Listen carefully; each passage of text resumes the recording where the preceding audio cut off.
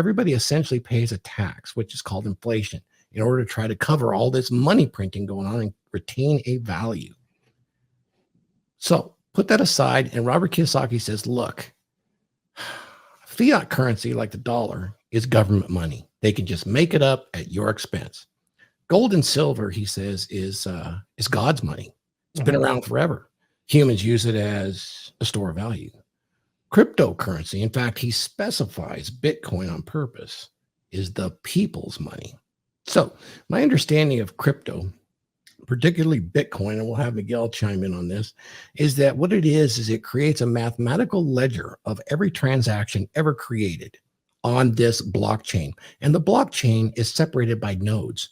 If you have a wallet, you got a node, it's separated by nodes. And then the miners that try to solve this mathematical puzzle must sacrifice time and energy. So they must sacrifice energy, much like the oil. They have to make that in order to complete a blockchain and be rewarded with a token.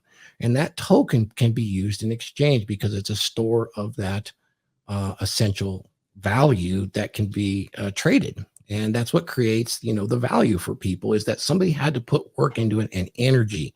And anytime it's used, it has a ledger. So nobody can fake the ledger and say, I actually have more Bitcoin. No. We can look back mathematically. And that also secures the blockchain so that it can't be hacked with anything that we have.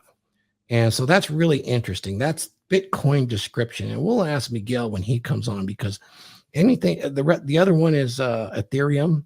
And it's a little bit different. It doesn't work on proof of work. They call Bitcoin a proof of work currency. I mean, so much work had to go into creating it, much like a miner. And look who's here as we define. Look who's here, Miguel. Welcome. We're just trying to define what a cryptocurrency actually is, as opposed to like a fiat currency, and gold and silver. Welcome, man. Thank you for joining us today on the Dragon Ship. Dude, no problem, man. Well, happy to be here, man. Yeah. Hopefully you're feeling well. I know you're a little under the weather, man. I know it's a stretch for you. Thanks, man. If you got to go, just let us know. We just figured we'd start chopping it up here because basically a lot's happened in the last few weeks in the crypto space, and I think we're going to get a lot of attention. Are you feeling it on your end? No, definitely. I mean, the prices have gone up pretty well. I mean, pretty much right now we're starting to get into the point in time where we're starting to take some of either of our just dry powder cash, some of our Bitcoin or some of our liquid Ethereum, and start buying L1s and start getting into other coins right now, because basically a lot of the third sort of secondary projects, I would call Bitcoin and Ethereum kind of the blue chips in the space. Yeah. The secondary projects, kind of the runners up, are starting to get to the points now where like they could take off and give some really, really good outside returns, even more than Bitcoin and Ethereum can, in just in relative like amount of like return on capital, basically. Yeah. But still holding on to a pretty large amount of like, BTC and Ethereum as well. Yeah, so I want to plug you because you offer something that I learned a tremendous amount. I was believe Q1. Now, I had been in crypto since, 2014 in a kind of a onlooker observer status, kind of just grabbed it and looked, and I've lost money in there. But you started in fact, you run with Charlie, the world's largest, most successful crypto education courses out there today. Successful too. Correct me if I'm wrong, but the courses that you offer is educating people on what crypto is, how can you invest in it, what are all these options, because there's exchanges, there's private wallets, there's keys. All this language to someone like a boomer like me sounds really odd. And I imagine a lot of my listeners are probably, what does this all mean? And you go through it from the very basics to the most advanced. You do technical analysis, Fibonacci retraces in order to kind of gauge these things. Am I wrong? Or you guys spend a lot of time doing this, right? Yeah, definitely. I mean, yeah, that's kind of what we do is we take people from like A to Z. So we take somebody who doesn't know anything about crypto and we get them pretty much wheeling and dealing in the crypto space. Pretty much we take someone that's complete novice, doesn't know anything, and we get them basically to intermediate within 3 weeks, a 3-week boot camp effectively. From there, it's just continual education. We each course the first half of the course is always tailored for beginners and people who don't know what's kind of going on in the cycle. But as the course continues on, it gets more and more advanced, and we take some of these newer people into kind of deep water, basically, and teach them what's kind of going on. We always kind of give here's a status quo, here's what's going on in the space right now, and where we see it going over the next 3 months or the next quarter.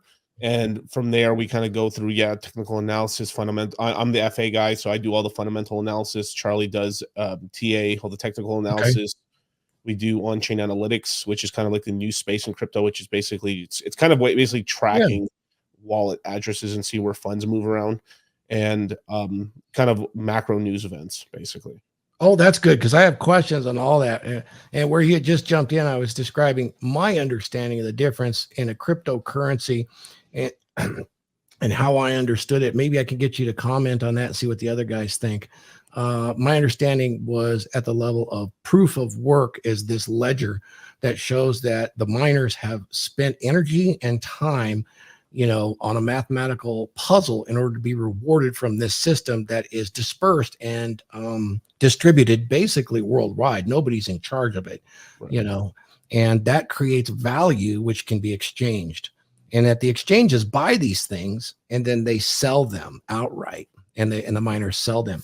On the ETH side, I wasn't too sure, but it's a different system, right? It's a proof of stake system, which says if I have a lot of validators, which is people, the consensus allows me to be rewarded with more ETH, which essentially is an unlimited system versus this closed system with BTC, correct? Which eventually more.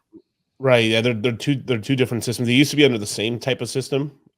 Different puzzle they had to figure out, but more or less the same system. Now, Ethereum's gone to proof of stake, which basically, if you have 32 Ethereum, which is in today's dollars like $60,000, give or take, you can validate Ethereum, and then you can earn basically a 4 to 3% inflation rate, basically yield on that. It's pretty low maintenance. Once you've paid for the Ethereum or whatever price, you keep every day you keep getting paid Ethereum no matter what, which is really nice. So there's pros and cons to both systems. I think for Ethereum, I think proof of stake is a really better system for it. The one negative I would say about proof of work is that there's a consistent selling pressure, because there's electricity costs, there's real world costs, right? There's hardware costs, and because of this, you have to replace computers. You gotta pay electricity bills. You gotta pay employees, and because of this, you have to sell Bitcoin in the open market, which causes a lot of selling pressure and kind of suppresses the price a little bit. Much like gold, then. So it's actually that's kind of my view too. Is that's interesting. Both of these systems are ledgers that are basically unhackable. Correct? They're ledgers of the transactions that occur, and Ethereum's a little more sophisticated on that ledger, right? Yeah, but I would say in terms of safety, I would say Bitcoin's top of the heap in terms of safety. It's way more decentralized. It's harder to hack and stuff, but there's economic models. Ethereum's a lot more centralized, but they're all what's going on in the world right now is it's kind of this game of chicken. Now this is a very more advanced topic. If I was just trying to onboard people, I was like, Bitcoin's the most centralized system. Ethereum's less decentralized, but pretty good. But we're going to be kumbaya. But basically, because this is really becoming an industry of a lot of money, this is $1 trillion+ industry. I think when we started the courses, I think we were like, it may have been $100 billion at most. Hey, did you just type in the chat there, Miguel, or I got billion there? Oh, no, that's me. That was me. I'll try to get you in as a moderator too. Okay. The Bitcoin has treated me very well and seems quite secure. And there's some interesting moves in there with what's going on in South America right now. Yeah. That's some big news I wanted to talk to you about too. Now that we kind of understand that there's a proof of work and a proof of stake. One of them's more, the proof of stake is more of a communitarian. Everybody's got to come together. And basically time and locking up your funds is how that works. Is that a basic way to say it? Yeah. Bitcoin is like you have to work and spend energy. Correct. Yeah. Because Bitcoin, you can't stake Bitcoin. But with Ethereum, you can stake it. And basically what you're doing, you're staking is like, I'm promising not to sell. And because I'm promising not to sell, I'm going to get a reward for not selling. And that's Does kind of, that seem to stabilize it a little better on the volatility market, or are we not far into it?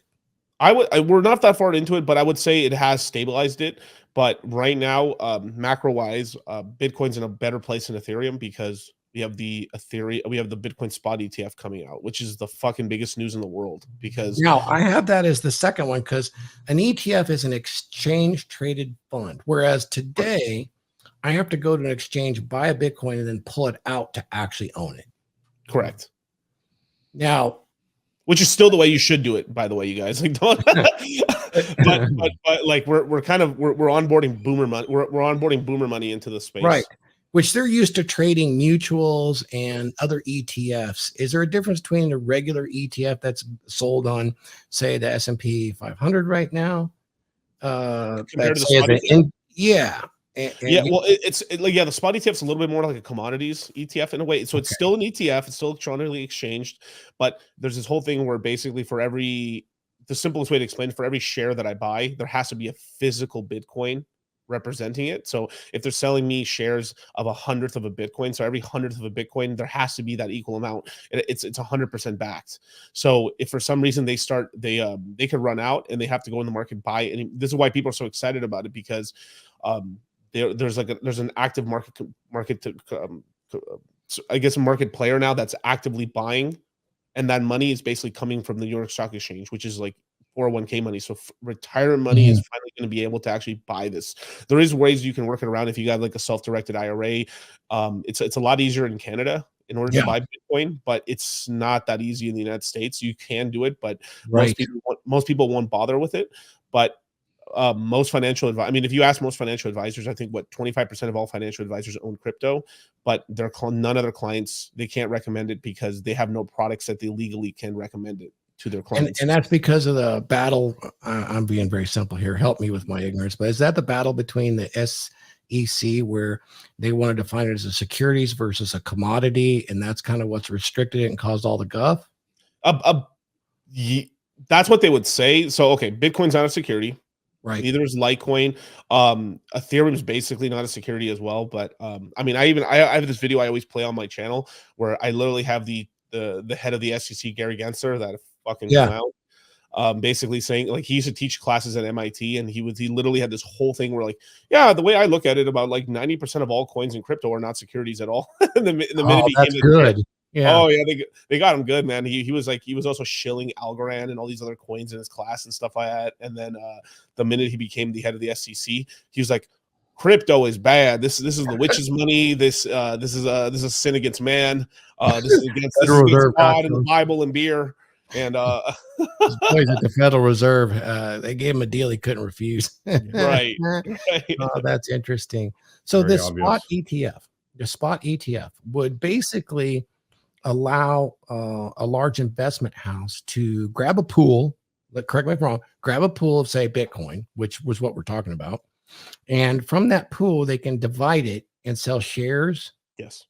And so in order to do that, they don't necessarily have to have the entire amount of Bitcoin ready and on hand. They just have to have a certain probability that they have it or can acquire it. Is that how that works? More or less, they should have. They're going to have a surplus because they've been buying up a lot. Like one thing, BlackRock is so okay. So it looks like the actual first ETF is going to be by Grayscale, which is Grayscale Bitcoin Trust. Yes, I have some of that, and I've been doing that. And then, of course, another avenue was to buy companies with Bitcoin on their balance sheet. Anyone who's been buying that since, I would say, November of last year till now, I've done well. Yeah, you've done very well, because it's actually outperformed Bitcoin's price, because it actually, so imagine a Bitcoin's $10,000. You could buy a Bitcoin there for about $4,000. Imagine it was $10,000 in real life price. It got as low as about, I would say, $5,000 to $4,000, and now it's almost back at parity. So imagine the price of Bitcoin's gone up, and then from there the price has also gone up. Plus the discount's gone away.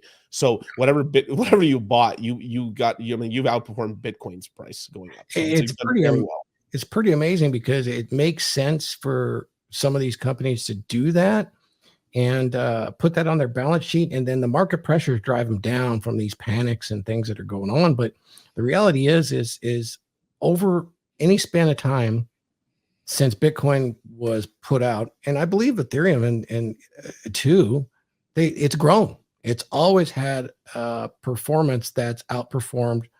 What were the other vehicles they used to use? Bonds, other ETFs. They do, yeah, exactly. Yeah, CDs. I mean, it by huge margins. So, what do you think? Is this coming? Are we going to get this? We're gonna get it. I mean, I would actually put up that comment by Radoku Okay, right there. Yeah, sure. I haven't seen him in a minute. yeah, our Viking son from Britain. Yeah, man, they're basically stringing us along, making it hard as possible to invest if you live in the United States until they have control, which the BlackRock ETF is their ETF. So that's kind of what's going on, is that they're kind of kicking players out, and basically what's happening is that the market's being taken over by the Americans over the, I would say the Chinese were kind of running it a little bit more.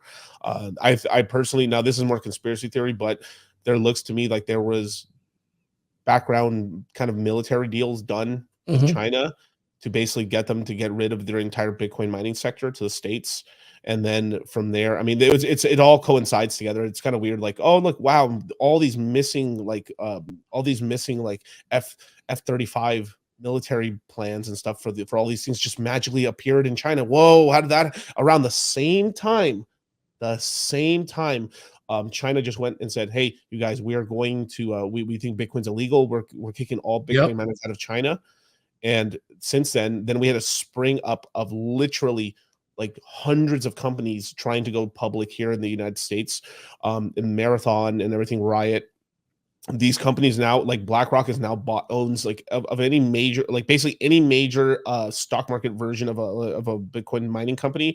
BlackRock owns somewhere between 3 to 8% of every company in the States.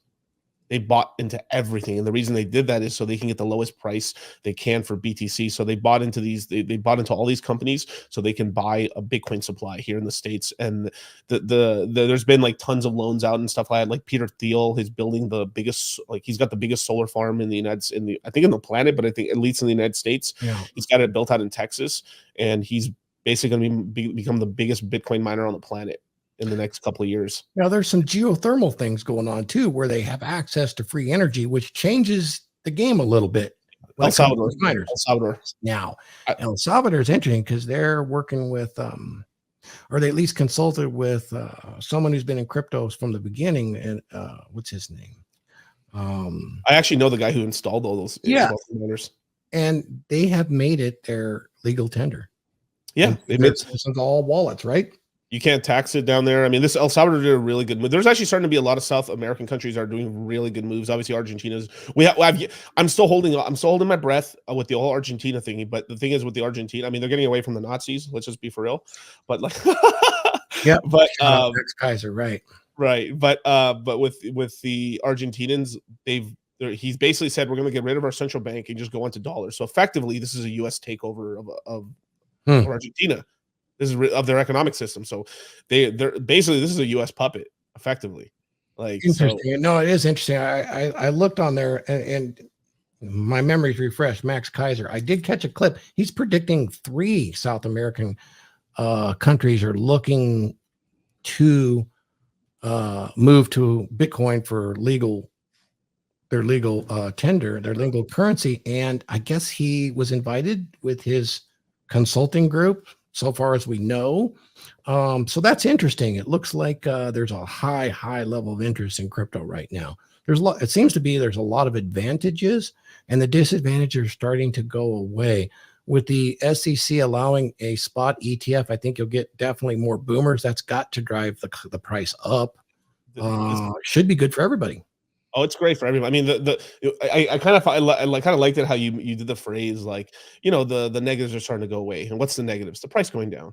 Right. Well, it is, isn't it really? Yeah. When the price is going down, you're an idiot. When the price is going up, you're a genius.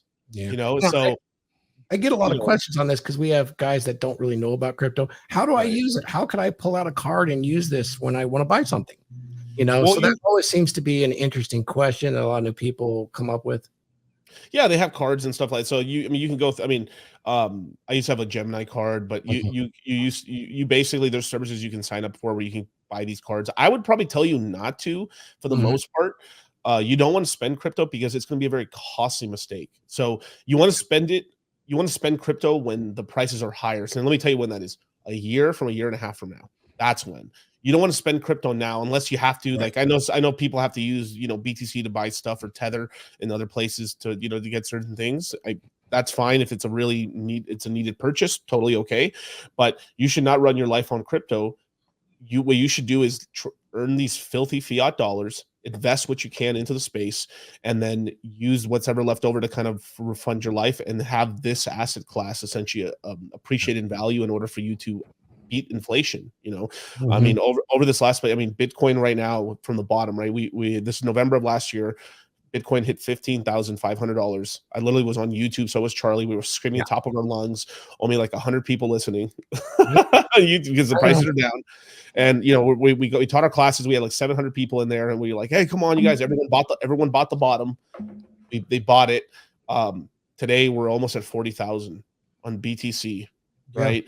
Ethereum, it's 700 on DEXs, which is basically online exchanges. It's kind of like internet exchanges is the best way to explain it.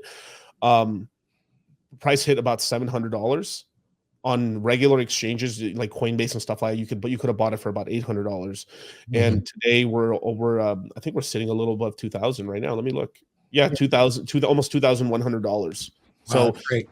That's one thing. That's one thing I always tell people too, when it comes to crypto, when it comes to like the dips and them coming back up, it always takes like a year or two for it to do it, but it almost always comes back up, But it like a stock market dip or a correction that usually bounces back within like a month or whatever. It's pretty fast. Crypto takes a little bit longer, but you just have to be more patient with it. It's usually about a 1 year. It's really like 2 years bad, 2 years good. Kind of like that. Now, if you're really in the market, it's kind of like maybe 2.5 years good, a year and a half bad. But for most people, it's too good. It's like 2 on, 2 off, kind of like that. Right, we're pretty much out of the worst part of it. Like the bottom of the market was November of 22. This whole year has just been a recovery year, which is like so 2021 November all-time high. We had $69,000 Bitcoin. We got a $3.4 trillion market cap. Crazy. Everyone's it just made tons of money. Everyone's really happy. I mean, nerds on yachts. I mean, clubs. I mean, I remember going Fresh and Fit during all those times and stuff like that. Like literally a quarter of the clubs we'd go to with Fresh or with Myron. We actually got Myron to go out one time. Couldn't believe it. But, but with Fresh or Myron, we'd go out there and like quarter of the clubs would be like NFT projects or crypto bros in the sections and stuff like that. I go recently. Oh, I'm the only Mohican out here. Yep, they didn't survive the down. Now on one thing I noticed, Miguel, is that it seems like BTC does drive the market. The value, that it actually expresses value that grows seems to drive everything else in the crypto space. And then I wanted to mention, because I know we have new users, what is it with Tether and UDC? They're tied to the dollar. So why would those be useful? Anyway, I threw a lot at you. Oh, with Tether. Oh, so these are basically called stable coins. So they're effectively just on-chain dollars. They're supposed to be backed 1-to-1. One of them we can semi-trust. So okay, you shouldn't trust them 100% because they're middlemen. Like crypto was created for you not to have a middleman. You were supposed to own your own crypto. It's kind of like Bitcoin. Like it's my Bitcoin. I can send it to you anytime I want. Doesn't matter if the government even knows I have the Bitcoin. I can send it to Thor at any point in time. AJ gets it. Mike Steele gets it. Paul gets it on command anytime, right? But with USDC and Tether is if you get if these funds get flagged for some reason, they can be frozen. So they do operate like a crypto, but they can be frozen. So Tether was created by Bitfinex, which was an exchange. Yes. They're kind of like so there's Bitfinex there. Then the other player is Circle, which is Circle is banked by JP Morgan. They're partially semi-owned by they're in partnership with Coinbase. Coinbase is also banked by JP Morgan. So this is effectively Circle USDC is basically a proto It's basically a proto version of the central bank digital currency of the United States, effectively. Even though people don't know that really, but I mean, it's really easy to see. It's like, JP Morgan's one of the the founding members of the Fed. So so you might think you have crypto with all the benefits if you're in those, and you don't. Now I've heard Tether blamed before for this market issue or that market issue. And now these exchanges, like say we're talking to brand new people that I would like to do crypto. How do you do it? Are these exchanges not only like banks? Are they like they're like a custodian for crypto? They hold crypto and then they exchange in and out for a fee, or do they actually offer financial services? These entities for the stable coins or for which? For both, for BTC and for stable coins such as Coinbase or Binance. I know Binance was just in the news. They made some kind of settlement with the SEC, and then they're in yeah. Okay, that's a lot to chew. Okay, so I'll do the stable coin first, and then I'll jump to the exchanges, and then I'll go to CZ. The CZ, that is a whole can of worms, man. Oh, we don't have to go there if you don't want. I was just trying. Oh no, I do. I definitely do. Okay, cool. It's because I have to. It has to be done in bites. How do you eat an elephant one bite at a time, right? Right. But brought to you by coffee, right? Oh, and if you want to share to your channel, there should be a button that says "Stream to my channel" up at the top, right somewhere. Okay. Sure. Give me 1 second. So, okay. Let me see. Okay, so the way these companies, right? Okay. Before I start with this, right?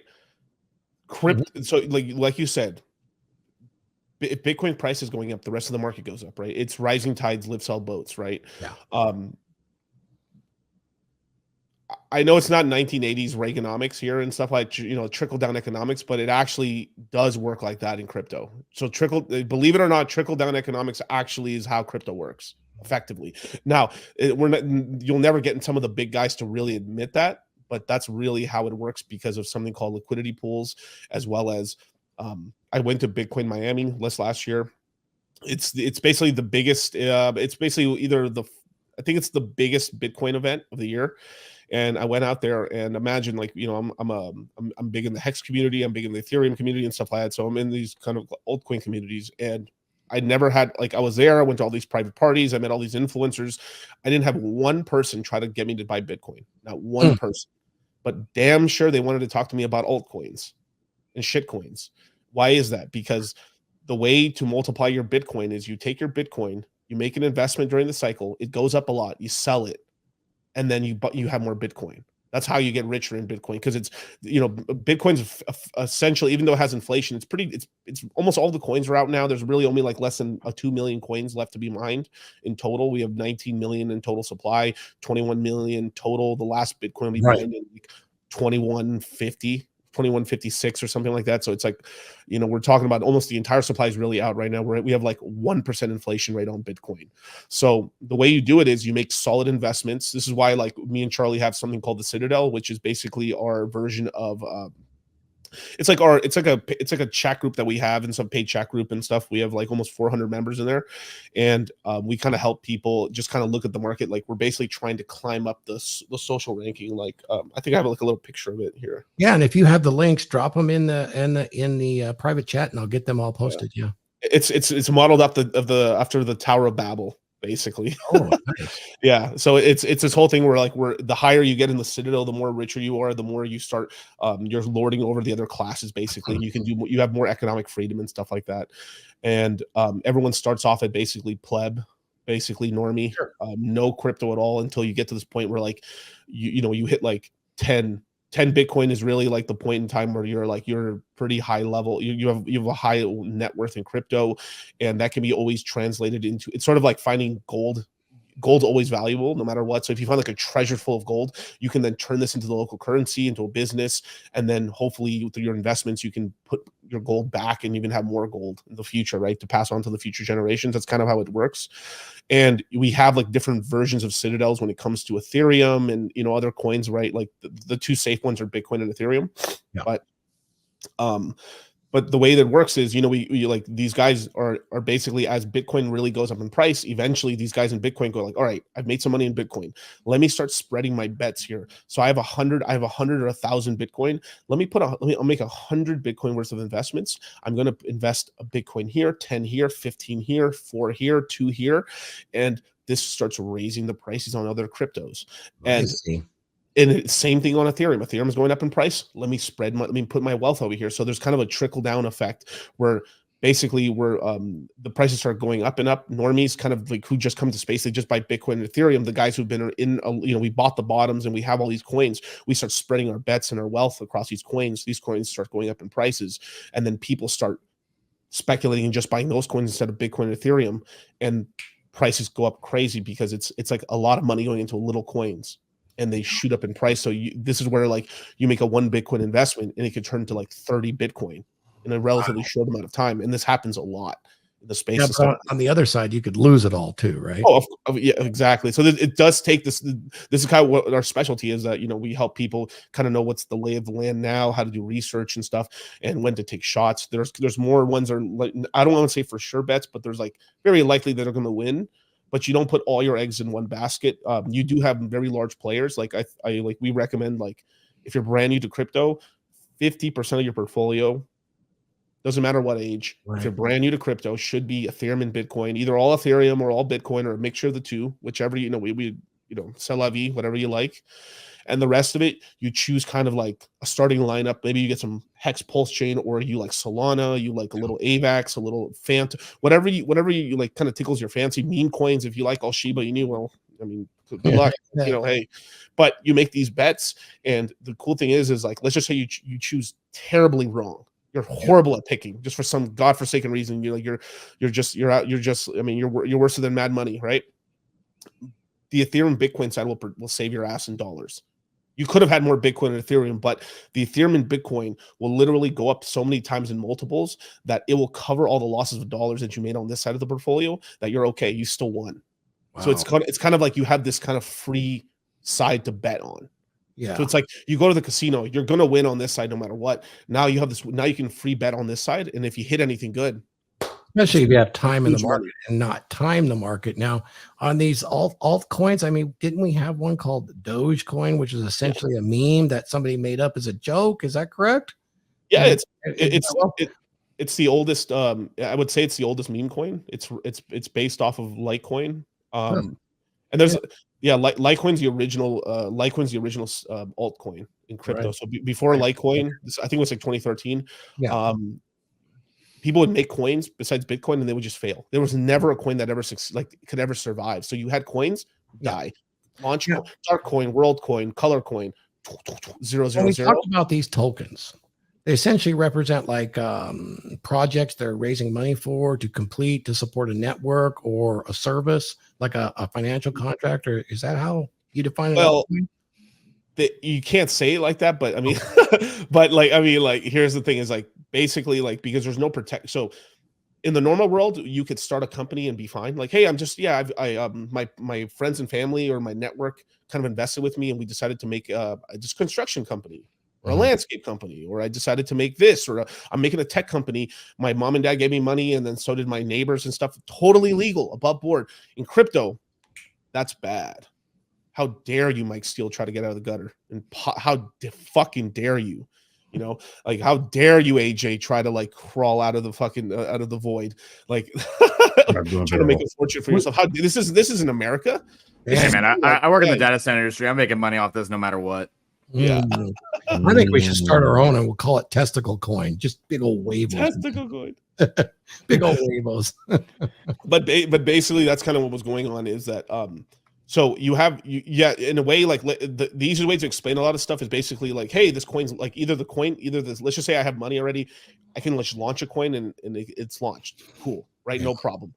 But then there's this whole thing of like, well, launching a coin sometimes is very expensive, as well as you need money to do liquidity pools and marketing, and so it's sort of like it's kind of like you basically.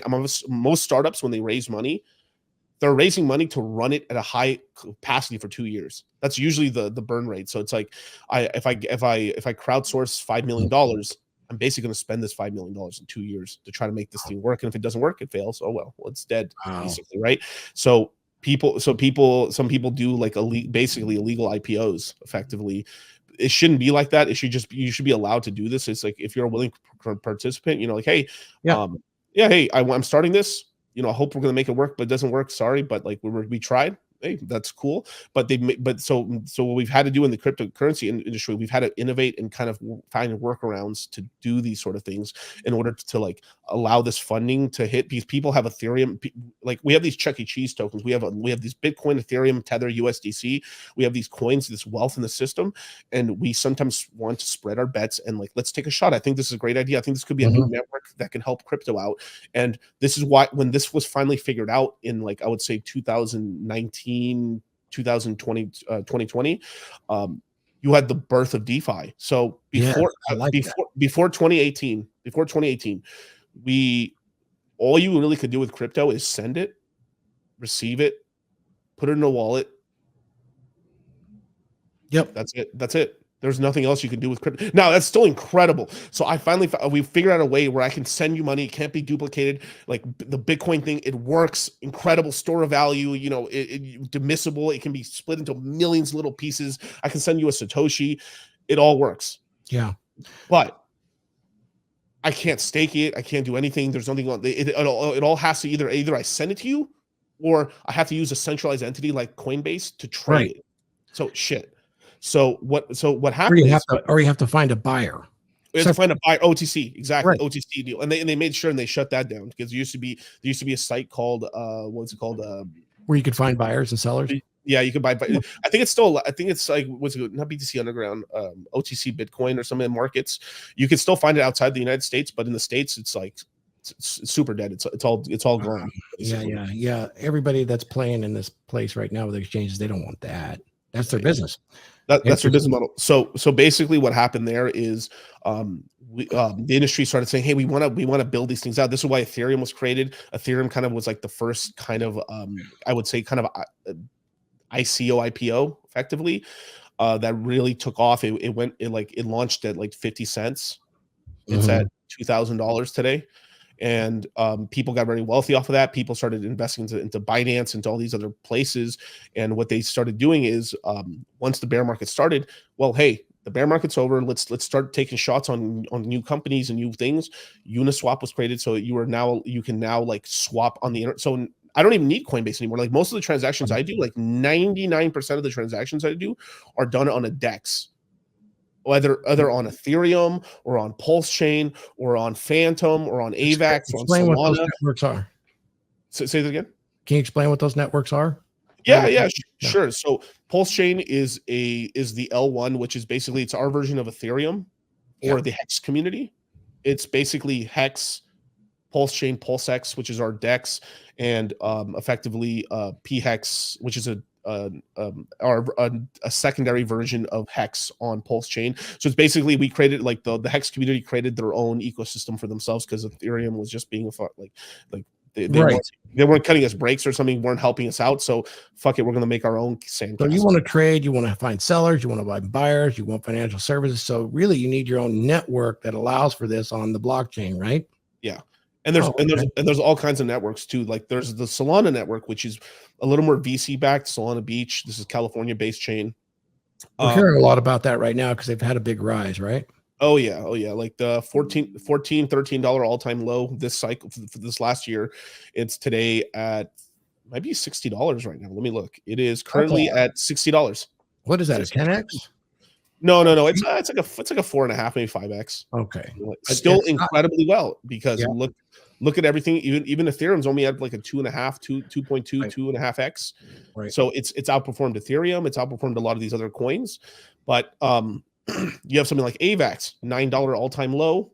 This cycle, not saying all time low, but like in the last year or 2 years, $9 all time low. And today AVAX is at Avalanche is at currently $21. So it's literally almost done like a 2.5x as well. You look at Cardano, maybe it's up 50%, maybe a 2x barely on Cardano. So all the main L1s are the main networks, the places where people are like, they have their own sandbox where they can innovate, and the innovation ends up kind of growing the entire space. Because when one of these networks figures out like a huge innovate, like a 0 to 1 moment, it spreads to the rest of the networks. Like you had there's a secondary network built on top of Ethereum called Arbitrum, where they figured out something called GMX, which is basically we've had the ability to, like, I could buy and sell my crypto on an exchange, on a digital exchange, a DEX, pretty easily. Cool.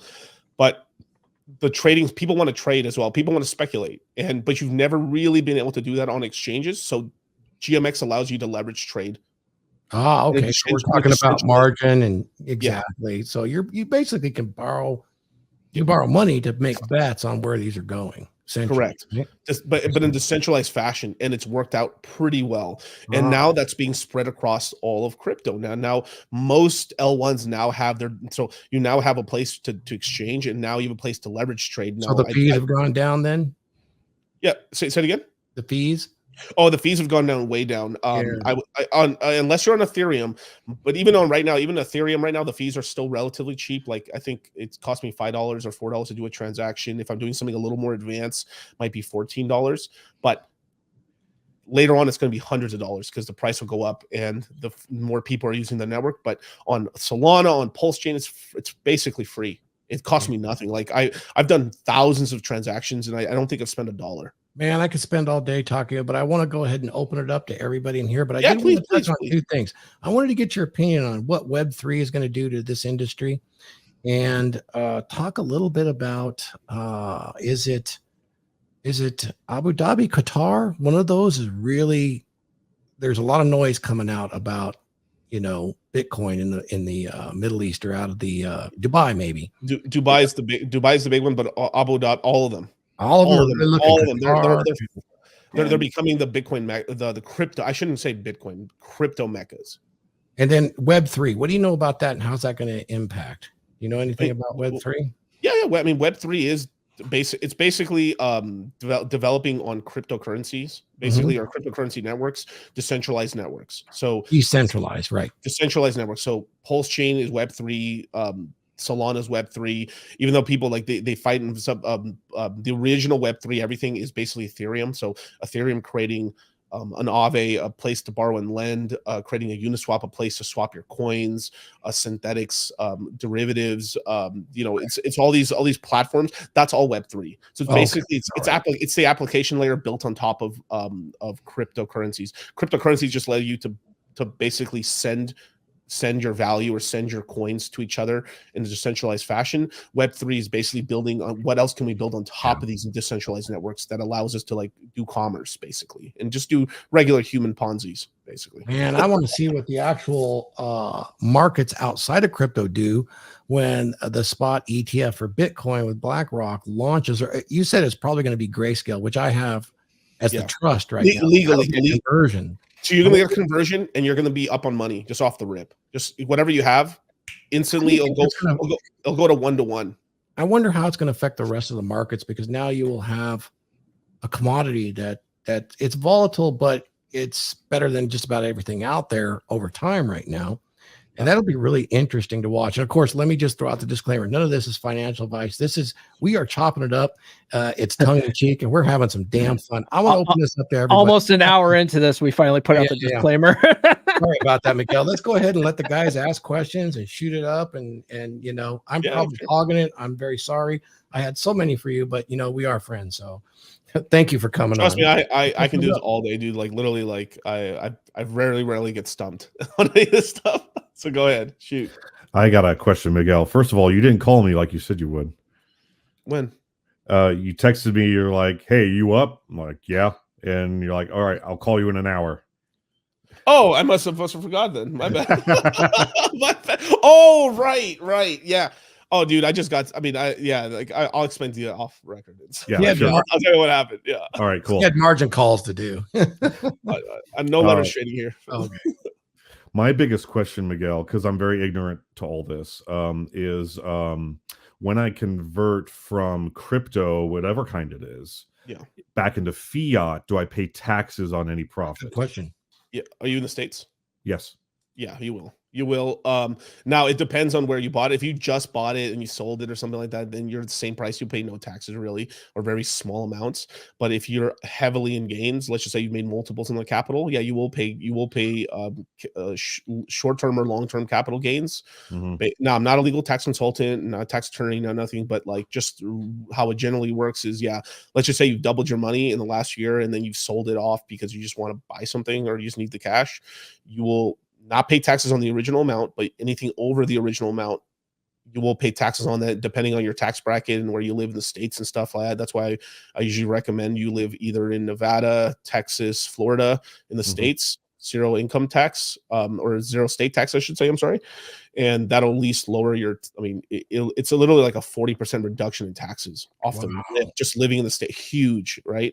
If you're going to live in the States, if you're not going to live in the States, Portugal, Puerto Rico, you give up U.S. citizenship, you move to Dubai. There's you just don't pay nothing in taxes at all. But those are just generally really big lifestyle changes. You have to, it works like, people ask me all the time. And like, I've been to Puerto Rico, I've been to all these countries, except Dubai. I haven't been to Dubai yet, but, I've been to a lot of these countries, and it's a big lifestyle change. It's easier if you're single, because you move to a new country, you're gonna get some honeys, and you're gonna do a lot of stuff, and it's a lot easier to do it. And if you come there with a significant other, it still can work out.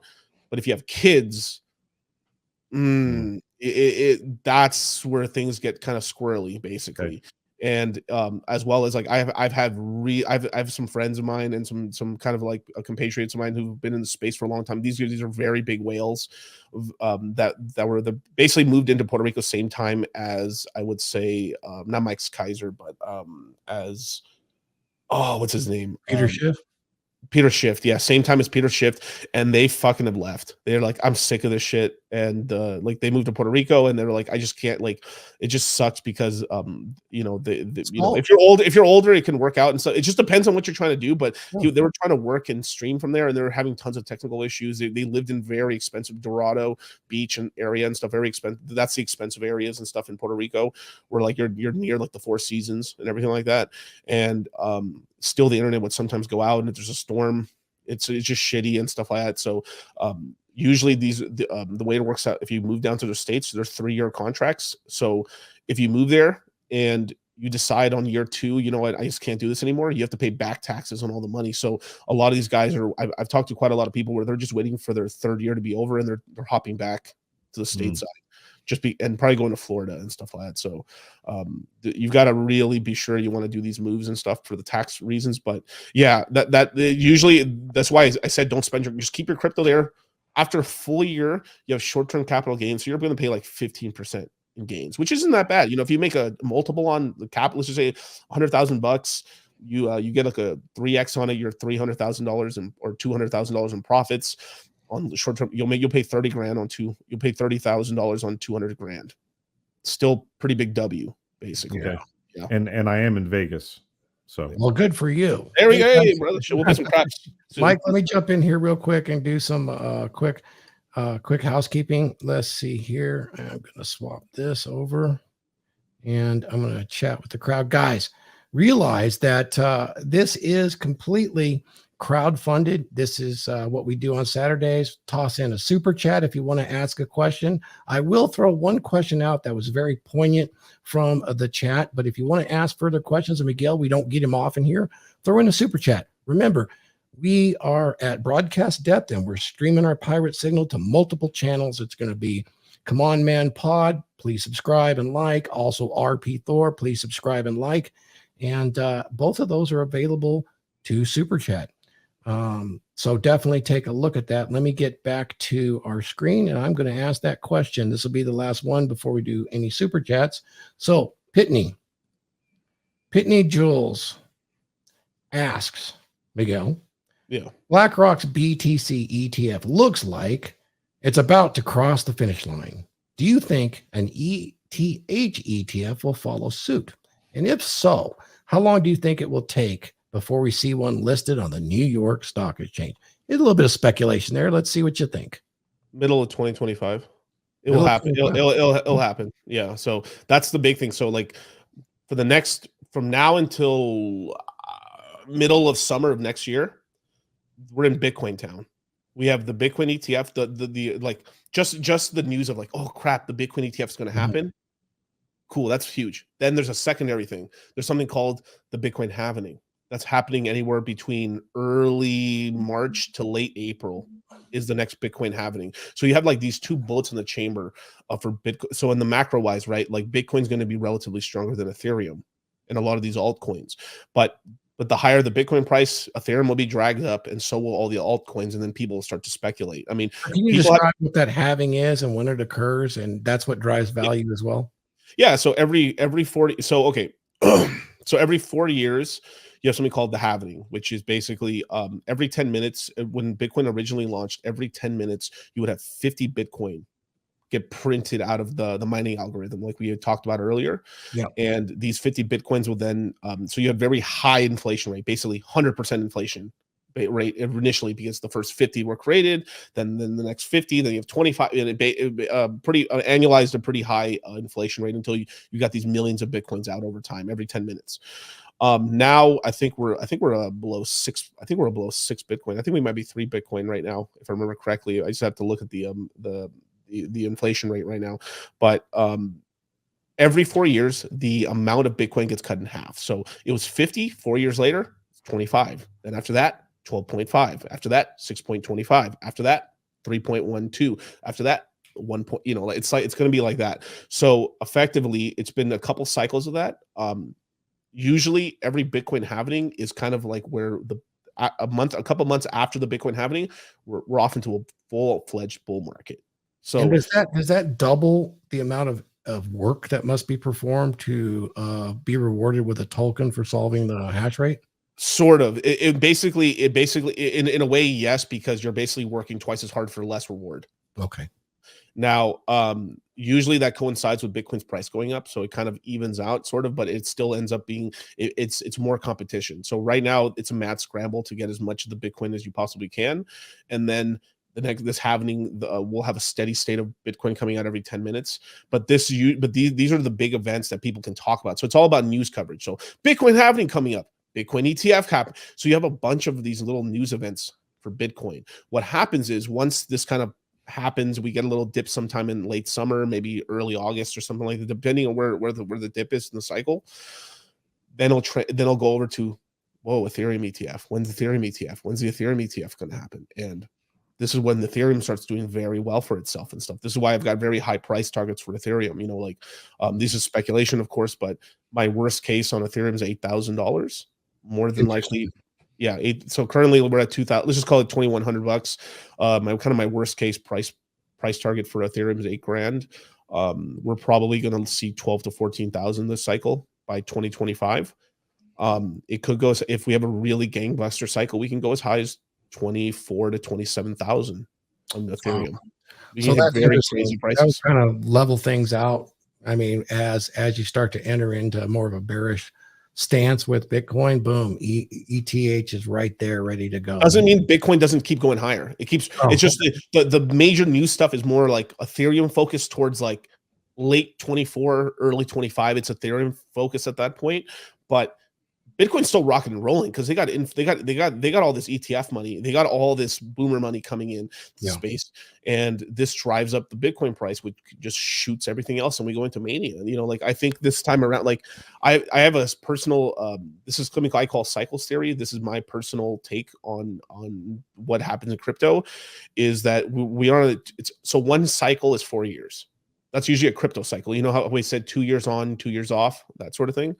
Well, I found that I kind of feel that we're crypto usually it works in an 8-year cycle, which is the first cycle is what I call a pioneer cycle, which is the early guys who like they kind of figure something brand new out. They kind of develop it out. It does well, it crashes. And then the second 4-year cycle is what I call the retail cycle, which is the stuff that was figured out during the pioneer cycle is now hyper shot up to try to sell it to retail, and then prices are really high. So the last time we've had a retail cycle was in 2017. This is when even I was onboarded. Like I actually jumped into crypto in 2016, but the 2017 cycle was basically a fusion of the 2013-14 cycle.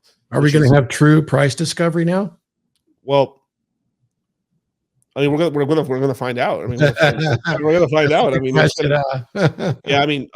I mean, kind of like if a limp dick all-time high for Bitcoin would be about $81,000. That would be like this. That would be a really bad. Like that's if Bitcoin just did that, it'd still be okay. But it's a little underwhelming. But would still be pretty happy. 81,000 still pretty good. But we're expecting $120,000 to $160,000 Bitcoin this time around by 2025. A lot of boomer money going to come in. Yeah, it's a lot. It's a lot of money. That would put Bitcoin if we had that $660,000 price, that would put us at $3 trillion just Bitcoin alone. That would probably put us a overall crypto market cap of like $6 to $7 trillion for the crypto space. Miguel, huge. Question with that, with some of us guys who still work the regular 9-to-5 jobs. Yeah. With these ETFs going online, should we look into diversifying our 401ks into those ETFs as well if it is available on our employers' 401k plans? I would, no, not financial advice, but yes, if you're early on it. Okay. The thing is like if you can get onto it really early, I think it'll work out. If you get into it late 25, you're gonna get fucking wrecked. You're gonna get wrecked. So basically, what I'm telling people right now is like, okay, so I gotta give different advice for different times of the market, right? So this is both me and Charlie when we do this. So I'm giving people advice. I'm giving people advice for people who've been following me for the last year. I mean, obviously the people who've been following me this whole cycle, but we bought the all-time lows. So I'm talking to people who've been buying Bitcoin since $15,000. It's now nearing $40,000. For those guys, I've told them, hey, you want to buy all your Bitcoin below $44,000 because that leaves you enough meat on the table where you're able to get multiples on your money. The Bitcoin I bought at 20 grand. If we hit 80,000, I've got 4 times on my capital. I'm sitting pretty. I'm sitting really pretty. There's if like, oh, that's the all-time high and it crashes, I have room to sell at 60,000, 50,000. So I've got wiggle room. That's what I want to give my clients and my people I've educated in this space is I want to give them lots of wiggle room where like they have time to react because if you catch 80% of the pump, you're in the money, right? But people always talk about I want to sell the all-time high. That typically doesn't happen. You maybe sell a little bit at the all-time high, but you don't sell, like very few people actually sell it all at the all-time high. Like, oh fuck, I just walked away. Like there's so little people. Like the average like in 2017 when we hit 20 grand, the average selling price for most whales, they sold at $11,000 to $14,000. They did not sell at 20,000. There was almost no sales at 20,000. There was a couple people and that cascaded the price down. It was very few people that sold at 20,000.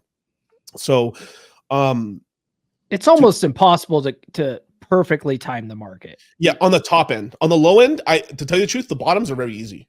Like I've literally bought the bottoms on everything this cycle. How do you know when it's the true bottom though? So it's a couple of things. There's usually kind of a rule of thumb. They're like crypto. If a crypto's really strong in a bear market, it crashes 80% down. If it's really weak, it'll crash 91 to 92%. So once you're in a range of like, okay, we've hit 80% down from the all-time high. Let's start the dollar cost crypto. Let's start the dynamic DCA. And as it goes lower, I start going heavier. And then once we hit the low, bam, like we will start investing a lot of capital there. And then basically we can tell once it starts rocketing up, then okay, I bought the bottom there. Cool. I bought really decent price. Like let's just say I bought like 30% of my whole stack at the bottom there. It pumps up a little bit. Okay, that was the bottom. Shit. I put the rest of it in. And then now I've got a really good low price. It's not the all-time low, but it's very like I bought the all-time low, but like I've got a good average price at those really low prices. Like the closest you can get to it. Yeah. And it's bottoms are way easier to tell than the tops. The tops, because the thing is like the bottoms, there's more math behind it, and there's more like less players, less volume. There's more grounded reality versus all-time highs. It's euphoria. It's human incompetence. It's all emotion. It's all emotion, which is a little harder to tell. I mean, it's like you're the bottoms are you're dealing with men emotion, and the all-time highs you're dealing with female emotion. I think it was you and Charlie that said, "Don't invest with emotion. Just be a cold-blooded killer throughout the entire cycle." I got one of your guys here, the Masculine Investor, $4.99. Thank you for the super chat. Shout out to my honey DCC. When this is over, I'll cook you some chicken soup and rub your back. Thank God. Well, all right. Let's maybe go for some questions. You forgot the no homo part. Maybe on purpose. Oh, there's definitely some homo there. Yeah. Homo coin. Oops, not supposed to say that. but yeah. No worries. If we made a coin, Thor, it should be called Mjolnir, of course. Of course, man. Well, there is Thor chain right now, right? I don't know anything about it. Very good coin. Very good coin. Well, oh yeah, it's performed just as good as Solana, basically. basically, how could it go wrong with a hammer like this? You know, honestly, Wade Emery. Let's go ahead and give a reward here to my buddy Wade. Emery, what's up, man? Got a war horn, Wade. Shout out to Odin. With Pulse Chain having such a large market cap already, won't that affect the number of multiples it can achieve? And thanks. Thank you for the. So what he's talking about is kind of like death by comparison. So like the stealer of joy is comparison, right?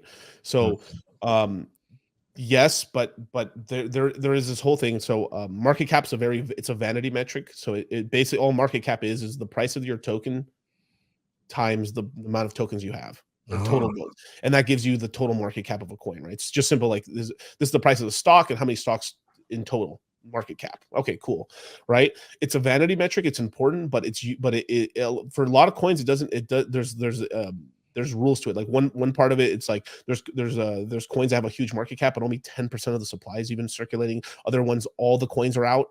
Not much inflation. Like, so you can get crazy multiples, but the problem is with Pulse Chain, it's not fairly ranked. It's not on Coin Market Cap. It's not on Coin Gecko. You have to go to Coin Paprika or use DEX tools. You have to, how do I say it? You have to basically be a more advanced user to even figure that stuff out. So the average guy is not really going to know the real market cap of Pulse Chain for the most part. And the thing about it as well is it's sort of this race. The higher Bitcoin goes, the higher market cap of crypto goes. Well, hey, the market cap's pretty cheap. It can go. So like if Bitcoin keeps climbing up in price, the market caps keep getting bigger. Well, this market cap looks smaller in comparison, so it can go higher. So the true glass ceiling is really Bitcoin and Ethereum on how high they are. And if they keep going higher, and also the competitors, if Solana, let's just say it's like Solana is the third highest market cap coin at the time, and it's I don't know, $500 billion. Let's say that, right? I think right now, let me look at the current price. So yeah, the comparison then is kind of like Dread, but for crypto space, you know? Yeah, at the top end, yeah, for crypto space. So let's just say like Solana right now is $25 billion, and it goes to $500 billion, right? 500 billion. Then and Pulse Chain's only like 100 billion at the time. It's like it's still cheap. It can go up higher, and it can even go higher than that. But it's a vanity metric for the most part. You know, it's because there's also with Pulse, every coin has a bit of a different. This is why you have to study the coins, because some of them have different rules versus other ones. Like with Pulse Chain, I would say 80-90% of its market cap is kind of bullshit, because 90% of the coins are held by a secondary wallet, right? And that secondary wallet doesn't do anything with the coins. It's held there to make the market cap look really big, so it's able to be seen on the market cap lists.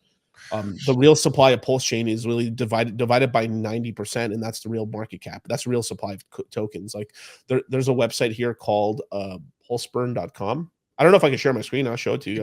Throw it up there. I can put it up. You can do that. No, DCC and CC are the best teachers in this space. I will agree. What I'd like you to do is also show our listeners where they can become educated by yourself and Charlie. Yeah, sure. So give me one. Here we go. Do you want me to add it? Yeah, add it. Go ahead. Yeah. So here's gopulse.com. So this basically tells you the prices of Pulse Chain, the market cap, $8.3 billion. But there's something right down here called exclude the OA. So this is basically you exclude the founder wallets, basically, right? It's like you're excluding Satoshi Nakamoto's money, effectively. Now it's less than $1 billion. The market cap here is 370. So these are more realistic market caps. You include it, it goes to 7 billion, 2.6 billion, 8.3 billion. Like Solana right now is $25 billion, but you exclude the OA, it's like 1/26 the price in market cap. So this allows you to have, there's tons of runway there. And then as people figure that out, it's like, oh yeah, that's about right. Just like early on, Satoshi Nakamoto in the first cycle, like he controlled almost all the Bitcoin. He mined almost all the Bitcoin. Like Hal Finney didn't come into way later on. And like, so the entire supply was held by just gigantic whales, and Satoshi never sold. Never did anything with this. So like our version of Satoshi is Richard Hart in this ecosystem. And They haven't sold a single hex coin, a single pulse chain coin, a single pulse hex coin. They haven't sold anything. They've just kept it. So this is kind of like this happens a lot in crypto. It's sort of like when Justin Sun or even though Vitalik Buterin and stuff in the foundation sells crypto, sometimes their Ethereum, for the most part, they keep most of their coins there because it's how they keep their value, basically.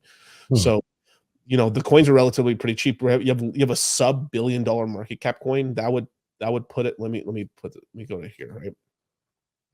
Let me go to $1 billion, right? Let me see, where's $1 billion? That would put us at. Is this an aggregator for all the cryptos in the world? Yeah. So Pulse Chain would be number 58, beating out Bitcoin SV. So, like, just to let you know, like, we'd be right here, number 58th in market cap, which is relatively pretty low for an L1, so we have tons of room to move up. And you'd be surprised as the market caps move up. So it's sort of like, imagine the market caps of crypto triple, and then it goes up 10 spaces up. It's a huge amount of gains. It's a lot of money, you kind of have a Pareto principle where like 80% of the gains are done by Bitcoin and Ethereum, and like this 20%, this leftover change kind of goes to the top projects. And this is where you can get these huge multiples, man. You can get tons. Coin Paprika is where you can actually see, like, which is right here. Coin Paprika actually accurately shows where everything is right now. So if I were to go down here, right, let me see if I can find it. Pulse Chain, number 61. Because there's tons. The thing is, there's just like there's like fake news. These websites are kind of like, they don't show a lot of other projects because political reasons or for whatever reason, they just don't like they want to push up their projects a little bit more that have a little more industry insiders. So Coin Market Cap, Coin Gecko kind of show what they want to show, but Coin Paprika shows every project fairly based off of the actual coin supply. Doesn't matter what they are, they just show everything raw data as they're supposed to. So you get a much fairer interpretation of the actual market from Coin Paprika, but they're not as popular as the main two. It's like CNN and Fox. They're not as watched as like the fourth or fifth runner up, basically. So it's like Ron Ask Jeeves versus Google, but you're getting the real data, or DuckDuckGo, you're getting the real stuff over here, but you have to be based enough to look for it, basically, right. Gatekeepers. But this is to your benefit because it allows you to accumulate some of these coins really cheap. And when they finally do show up on these main websites, they'll show them at a way lower market cap and price than they actually are, which to our benefit, they can rip up monsterly because they look so cheap when we've been in it the entire time. At way lower prices. This is the big benefit when you're really paying attention and you're in some of these coins really cheap, that you can do very well for yourself. And this is where I noticed that you and Charlie really shine, is your ability to really do the analytics on the TA side and on the financial side, and then kind of organize these into a fashion where it's easier to understand. I know you guys really grind too. When you do these are live classes, aren't they? Yeah, they're live classes. I mean, I've literally almost killed myself doing them, but they're basically 8 to 10 hour classes that get done. So it's about a 4 to 5 hour class in the morning and a 4 to 5 hour class in the night. Yeah, 2 days, really 2 days in a row. We used to do it. We used to do it like back when you first jumped in, Thor. We used to do it straight. Like we would go like 7-8 days with no rest. I know. Almost killed ourselves. Really stupid. Like me and Charlie do it a little differently now, but we go 2 days on, 1 day off, 2 days on, 1 day off, just to give not just to give us a break, but also to give our guys a little bit of catch up time as well. So we figured out, we've figured out like the most mass market system to actually teach the largest amount of people about crypto. Like this, like we've taught 14,000 students so far. Through our courses in the last like 2.5 years. I believe that's the largest formal crypto education outfit out there right now. That truly teaches. Yeah, exactly. There was one possibly larger, but he did like what's his name? Was it Ron Paul? No. It was what's his name? What's his name? There's like, hey, I'm in my garage right now. What's like? Don't look at my Lamborghini. This is my garage. And I know you're talking. He's like, look at all the books in the background. That guy, Lopez. Ty Lopez may have had a larger amount of I think he did like a class. He may have had a larger amount of people, but There are other they reasons were for not that. as educated as our guys, and he stopped doing it as well because he basically marked the top, because when he came in, that was the top. So like he basically, all the people he onboarded, he got them rinsed pretty badly. I don't think it's fault of his own. I think it just he was a products guy, so he just saw like, oh, interest is really high. I can make a product and make money right here. So I don't even fault him for it. I get it. Like I get it. You got to respect the hustle. Yeah. Yeah. But it's. I mean, I shouldn't one day do one of those things. Hey, don't pay attention to my Lamborghini right here and stuff like that. Or I'll probably do a Bugatti just because for the red pill space, it'd be really funny. Which color? Probably red. Probably because I literally was to say which one, Thor. Which one, Thor? I mean, if you're spending, go ahead, Mike. Go ahead, Mike. If you're gonna blow the money on a Bugatti, like for real, you may as well get a custom paint job and get the hex gradient across the Bugatti. I'll probably do mine like Iron Man sort of like metallic chrome and stuff, like, because I think what's called Top G and stuff, I think he ended up getting I think it was a copper chrome finish, some sort of copperhead snake. I'd probably do like a red version. Isn't that a wrap? That's one of them high-tech wraps with graphene and all that stuff. I'm not sure. I mean, it may have been a wrap. I don't think he did I think he actually had it spray painted metal and everything like that. Especially at that level. I mean, you might as well do it. Dude, if you're going to spend that kind of money, you might as well get it sprayed instead of wrapped. Yeah, if you're spending $2 million on the car, what's another $200,000 to paint it? Yeah, bake it. Yeah. Get that Ford color that only comes in that weird purple. It's like $100,000 add-on for the Ford GT. Yeah, and plus any of these high-end wrapping places and stuff, because I had my car wrapped as well. Like they take forever with your car sometimes, man. Like, well, they gotta take pieces apart and stuff. Yeah, they got it. Like, I mean, they because I have like a Hellcat jailbreak, and they took like 3+ weeks with my fucking car, man. It pissed me off, man. It was like it just took such a long time. I mean, it was like you might as well. I said you might as well just fucking have painted it at that point. Like, what am I doing waiting this long for it? Yeah. But yeah, it's pretty fun car. Like I talked about this earlier, that I was like. I was thinking about buying like a Lamborghini Aventador, and instead I just put that in crypto, and I can buy 3 Aventadors now with the money and stuff. So tell us where we can all learn how to at least get educated on crypto and potentially do what you've done, Miguel. How do we find you? What are we going to do there? Just go to my channel, Dollar Cost Crypto, on YouTube, Instagram, Twitter.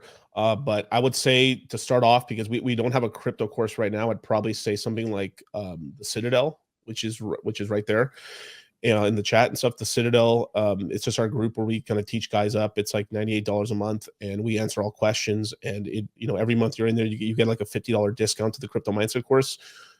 I believe we're going to do the next crypto mindset course is going to be, the sale of it will start December 15th. Oh, okay. But that could change. It could, maybe we might push out to January, possibly, just depending on just what's going on in the space and stuff like that. Yeah. We usually travel to Miami, or we go out to we do Fresh and Fit. We do all the channels. We're going to go on a Saucecast. We're going to go on a bunch of channels this time around. But it's just coordinating with everybody, as well as like sometimes we've lagged out going to Miami just so the prices crash a little lower to get better prices for everybody else. Like last time we literally were on Fresh and Fit. Every time we go on Fresh and Fit was the cycle low. On the for people. So like a lot of guys at Fresh and Fit, they love us because like they've made a lot of money. I'll bet they're buying and stuff like that. If they paid attention, like, I mean, this is something that they say all the time, like Money Mondays should be our most watched show, but it's the one with the hose that get all the views, right? But like this is where the money's really made, and this, I mean, you need cash, man. I mean, regardless of not, even if you're not in the hoe mode, you need money. Money's electricity, money's currency, money's everything, money's energy, freedom. But freedom, exactly. I'll tell you what, milk taco donut sells a lot better than the money stuff. until the buck hits the road and stuff, and once once tires out of tread, man, and you're low on cash, people start caring about cash a lot. I mean, like these Black Friday, like there's no Black Friday basically. Like who's going? There's no people waiting outside on stores. Like it's dead as fuck. Like we've had like damn near like we're at 10% inflation realistically. Last year we were at 25% inflation. Yeah, that's 25%. Nobody's waiting in line to get the new Quest headset or the new Xbox. That's for sure. Yeah, I mean, I did see a slight uptake at work on a Friday night for Black Friday because the server started kicking up, so I had to monitor temperature like crazy. And this is like for online stuff, right? Yeah, for online. Yeah. I expect Monday. Luckily, I'm off on Monday. I'm working tonight, tomorrow night. But I expect Monday is gonna get crazy. Is that Cyber Monday, Cyber right? Monday, It's like yeah. Cyber Monday, yeah. right. And that makes sense. And there's still people purchasing stuff, but I'm telling you, like the fervor of like guys, like there being an army of zombies outside of Walmart, like that time's kind of dead for the most part, because it's like there's like a meme going around right now, right? January, this product I want to buy is $4.99. April, it's $4.99. Black Friday was $6.99, now $4.99. Yeah. You know what I mean? And if people have caught on to that for the last 3-4 years, like these Black Fridays have been bullshit. I mean, like there's there's something Bill Burr says, there's nothing to die for in Walmart.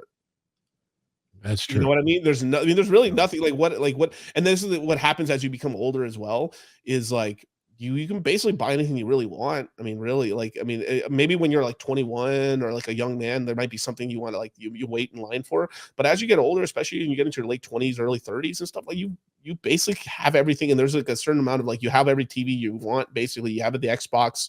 I mean, fuck it, you have everything you want and stuff. It's more about like, I'm trying to get investable income and I'm trying to get recurring mailbox money so I can go have fun or fly out to Vegas or do this or do that. And like, it's all, now it's more about like, as I get older, like it's more about like, where can I go to meet really interesting, cool people? And it's like, it doesn't, the younger you are when you realize that, the more important, like meeting one person can change your life, you know, or cause something in you. Like it's pretty, it's a pretty incredible, it's a pretty incredible thing, like, this is like Justin Waller and stuff like that. Like he's a really great good friend of mine and stuff like that.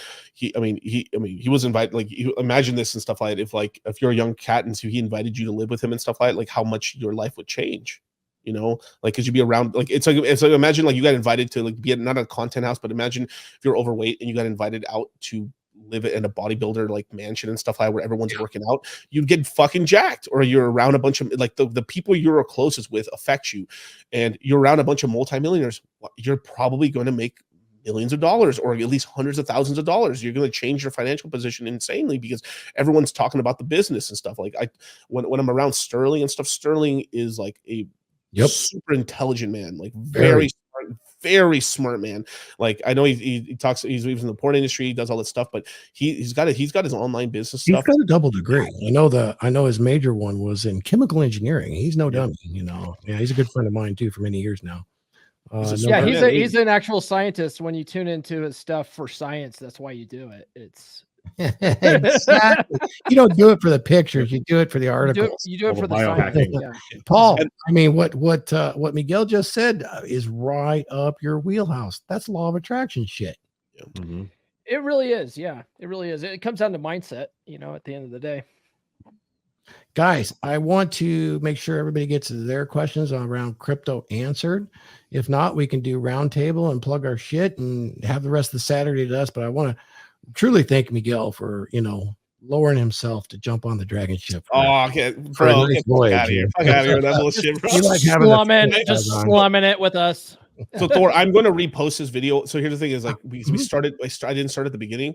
I'm going to repost this video on my channel.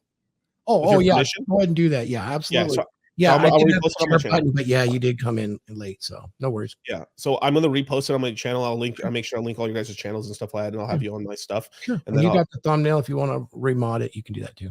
Yeah, of course. Yeah. So I'll just send it to me again and stuff like that. But but this is why I created the Citadel, because that same sort of thing. Because like I did not start off rich. Like I was not a rich man. I came from the classic American story, like son of immigrants, like literally immigrants and stuff like that, dirt poor. My parents didn't have papers, nothing. I mean, literally everything you could imagine and stuff. And I built $1 million business before crypto, then got into crypto, became more successful in crypto and stuff like that. But but the one of the main struggles I had growing up, especially from before 18, that is what it is. But like from 18 as a young man, 18 to now I'm 32, one of the biggest struggles I had was like I couldn't talk to anyone. Like I was always into money and like investments and finance. I had no one to talk to. Nobody invest. Like the best advice I could get was like save your money under your mattress. Maybe like I don't know about these banks are evil. Well, maybe they're right about that. But and don't save your money. So maybe start a business. It was very, very ground salt of the earth, practical advice.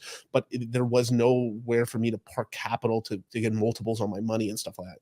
So there wasn't even talks of stocks really. So I was just like this one like loner kid out here talking to my family, like, oh dude, like if we could buy an oil. I had literally there's videos of me like talking to my dad of like I got the newspaper in my hand as a little kid, like maybe 7 or 8 years old. Dad, look at the price of gold. We should buy gold right now. Gold is like really cheap right now. It's like $35. It's $35. We could be really expensive.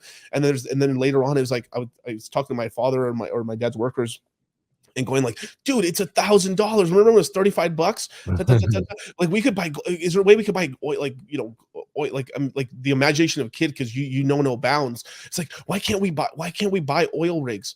Why can't we buy an oil? Like why can't we buy some way like to produce oil and sell it and stuff like because you don't know. There's no limit as a kid, right? And then as you get older, you get beat down. Yep. And like, no, stupid, no, this, no, you can't do this, you can't do that. And then you're like, well, I can't do that. I can't. And then like, it was those dark ages in my life, from 18 to like 23, 24, where like, I was just stuck in this place. And then, so what I did is do I even have them on me? Like, let me see. This is what saved my life. A pair of headphones saved my life. Like literally these Sony headphones right here.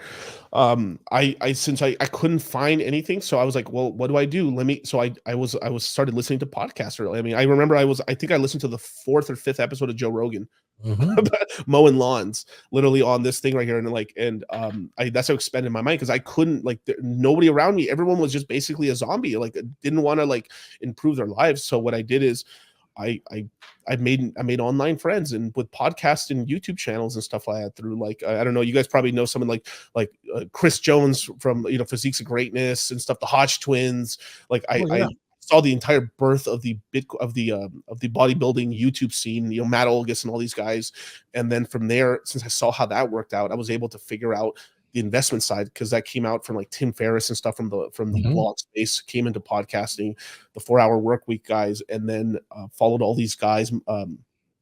I remember seeing Bigger Pockets when they first came out on podcasts as well. So I grew up on the whole podcast game, and then I saw these guys slowly transition out of podcasts into YouTube channels and sort of these like YouTube blogs. And I self-taught myself everything about stocks, invested in stocks from like 2011, 2013, and then eventually from there got into Bitcoin, got into cryptocurrencies like that. And then I remember that was my biggest lacking, is like there was no like positive affirming group and stuff to help me out in the space. So this is why we created the Citadel, to be able, and the courses and stuff, to create kind of this family of like, yeah, and you are the crazy person. You guys are crazy, but you're not by yourselves. Right. And everyone in here is there's like our groups, we have tons of multimillionaires. And they're not going to outright say it, but everyone there's pretty affluent. It wouldn't be smart to do that on any of our streams, actually. Right. Seriously. You can make the assumptions you want. Guys, do you have any final questions for? I was going to say a lot of what you're saying there. It reminds me of Rich Dad Poor Dad, because he talks about like a lot of us were raised with the poor man's mentality. Yes. Oh, you shouldn't do that. Don't put your money there. Oh, you want to hold on to that. And whereas rich guys are like, well, let's figure out how we can do this. Let's figure out how we can double our money. Let's figure out what are more smarter ways to use our money to make more money. Yeah. It's just a totally different mentality. And so it's good to have a group of guys like your Citadel, where you guys could bounce ideas around and, actually have guys say, yeah, this is how we can do this, Yeah. The best example I can think of that I've experienced firsthand is the old way of thinking, where you graduate from college, you join a company, and you stay with that company for 50 years, you retire with that company, and you die. But now what we're seeing is that you actually increase your pay by jumping companies every 2 to 3 years. That is true. That's exactly what I just did with going from my last employer. I talk about in my book. Or by doing multiple side hustles that are actually businesses, things like that. And hey, you know what that reminds me though? For a boomer, I imagine some people listening, they'd really want to ask Miguel what his thoughts are on someone like me, 60 and plus age. I would not feel comfortable with more than 10% of my portfolio in crypto. What do you think a good mix is for, let's say, someone at my age and someone who's 30? and someone who's 40, halfway there to their savings potential. What would you think the mixes would be for those three types of investors? Right. So I think you're actually about right that it's somewhere between 10 to 5% of your net worth in crypto. And that's a pretty sizable amount because by 60, you should already almost have the nut. You should almost have the nut right there, the retirement nut. And this is why I said earlier, when you were asking me about the like, what should I do when it goes live? Should I just jump in right away, or you think it's going to be a good investment when the ETF goes live? If you're quick on it, I think a lot of people who invest into the ETF initially and kind of DCA within the first 6 months of it will probably end up saving their retirement. I really truly believe. I really, there's a lot of people who most people are I would say 80% of baby boomers are not retirement ready. They're just not. You know what the median average for 65 years old, 67 years old, what the median savings is for them in retirement. Median means they take out the lumps for the multimillionaires and the ones that have no savings whatsoever. It's $254,000. Oh, wow. It's a little bit higher from when I was paying attention to all that stuff. I think when I was listening, that won't last 20, 30 years. Yeah. It's not enough. It's not enough. It's definitely not enough, and, a lot of people are going to have to sell their houses. Hopefully they have a paid off house, at least, That's true. But hopefully they don't do reverse mortgages. I've known people that had to have done that and stuff. It's this terrible situation. Yeah. All the kids died, sort of stuff. They're just by themselves. I've had, because my original business was in landscaping and construction, irrigation work and stuff like that. So I've worked for some people and known they're by themselves. They had to have done. They asked me and I told them, no, don't do it. But they had to get the numbers. It just is what it is. It's terrible. It has crossed my mind with the large number of single childless women approaching those retirement ages. That's the boat they would be stuck in. That's because you look at the median, it's like, holy moly. 40% of millennial women will be childless. But I think that's going to go up. It can't not go up looking at the birth rates younger. It has to go, that number goes up every year. Get ready for bachelor tax. Oh, or laws that state marriage-like behavior. Well, I mean, we could get into the whole Clary stuff, which is really true. When he breaks it down in the book of Numbers, an average guy that lives his lifetime is going to pay $1.6 million in taxes. The average woman in her lifetime is going to receive $1.1 million in government benefits. One hand to wipe the other, right? Who wants more? Women. Dude, I recently made a tweet. I put a tweet out of this guy. He's like this African dude. Oh my god, he's like some red pill. Like the red pill starting to seep into, or like the red pill space is starting to leap into Africa. He's like, one drunk man is smarter than 3 women with 3 PhDs. Oh, I saw that. And the ladies went nuts, huh? Oh my god, dude! Like it went pretty. I mean, I had Rollo retweeted it. Let me see if I can find it. Oh my god, it's so hilarious. Isn't Rollo in Africa right now as we speak? I don't think so. No. He decided to be canceled. Yeah, he's got some stuff going on. Yeah. His dog's really injured, so yeah. I saw that. That was some BS. You want to see? Wait, let me. You get us in trouble, man. One drunk man is more intelligent than 3 women with PhDs. Thank you so much. Thank you so much. Thank you so much. Mr. One drunk man is more intelligent than 3 women with PhDs. Thank you so much. And we have another one right here. Name this horse. What did you just do? I was simply saying, a fat woman is the equivalent of what a broke dude is. Okay, sorry. Sorry, Denfred, I cannot keep track. Man, he is triggering the crap out of her. He is over the target. I'm trying to find. I finally found him on Twitter and stuff. I'm trying to get him into the space to invite him into shows, man, because this guy is fucking hilarious. Love to chat with him. Yeah, that's interesting. He's he definitely got balls of brass. That's great. Speak the truth. It sounds like the truth is something else, man. It really lights people's hair on fire that don't want to see it. And obviously we know he's going to do that in finance, Right. Yeah, man, this is the red pill of finance. I mean, definitely. I mean, it wakes people up to what money and everything, all this stuff is. It's kind of a game, basically. Yeah, and it's rigged. It's very rigged. It's very rigged. If you're not in the capital, I mean, we just had we just did a stream with Robert Kiyosaki a few months ago, and you know, I got the Cash Quadrant book somewhere. It's probably the studio. Yeah, but, no, that quadrant's amazing, and yeah, shout out to Robert Kiyosaki. Definitely been a fan for many years. You have to be in the capital. It will save my retirement in spades. So appreciate that. You got to be in the capital. He calls it the investor. I call it the capital class. You have to be a part of the capital class. It doesn't matter if you're a business owner, a self-employed business owner, specialist, or you're just an employee. If you're putting money into that space, the only space I see you can make those kind of outside returns is crypto for now. Maybe in 8-10 years from now, the gains slow down. But now there's this time and space right now where you can make multiples, and that could put you in a position where maybe it's not retirement, like depending on how much you throw into it, but it can get you to the point where like you have money to start a business, buy a house, just get the essentials done, and put yourself in this place where nobody else, because like housing is fucking totally unaffordable. So that's interesting. That puts me back to my question. Say you're 30 years old, you're living frugally because you're smart. Yeah. What would your crypto mix be?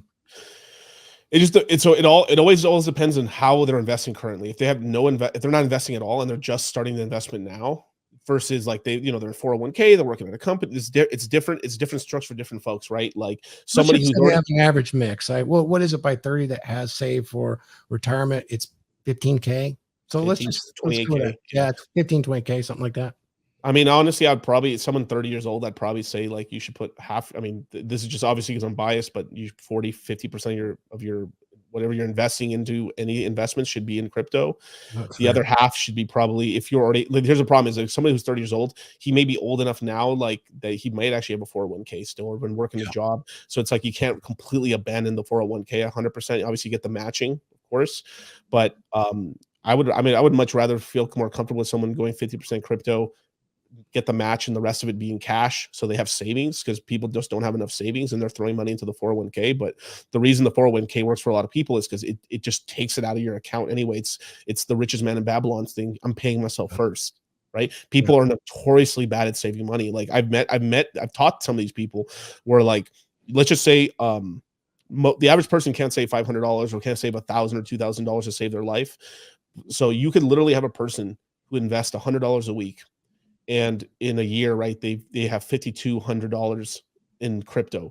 They could be on a 50% loss, so have $2,500. It's still more money they've ever saved in their whole life. Isn't that some shit? Yeah. Isn't that some bullshit? And that's the crazy part about it, is like, you'll just turn back, even if you are, and this is with like 50% losses, you will still have more money saved up than you've ever saved ever over 2-3 years. I've seen guys like where that's all they can do is $100 a week. Still a pretty good amount of money. That's what, $15,000 in over 3 years and stuff like that. Look back, they get a market cycle and they have like 45. They made $100,000 on that 15 grand they put into crypto, and that's life-changing money, because if you're making $55,000 a year, only 20% of that is like expendable for the most part for most people to actually invest out. So you're talking about you got like 10 grand to invest a year maximum, and you're probably not doing that because you're spending on fun stuff. So having like maybe a 10% savings rate in terms of investments probably correct on 50. So you got somewhere between $8,000 to $10,000 a year you can invest on a $50,000 a year income, versus or even 5,000, or versus like when you there's kind of this whole thing I learned from Grant Cardone as well, where like most people don't have a savings problem, they have an earning problem. Now, some people literally do have a spending problem. Like, they do, definitely. I'm not going to excuse that. But sometimes you're just not making enough money. You just need to make more money. Like you start, like, you go from 50,000 to 100,000. You start getting this huge lift off your chest. You have this weight off your chest. But then what happens is you have something called lifestyle inflation. And you'll start getting more and more costs. And usually, oh, look, magically, I go from 50 to 100. Wow, I got a girlfriend now. Wow, how did that happen? Huh, weird.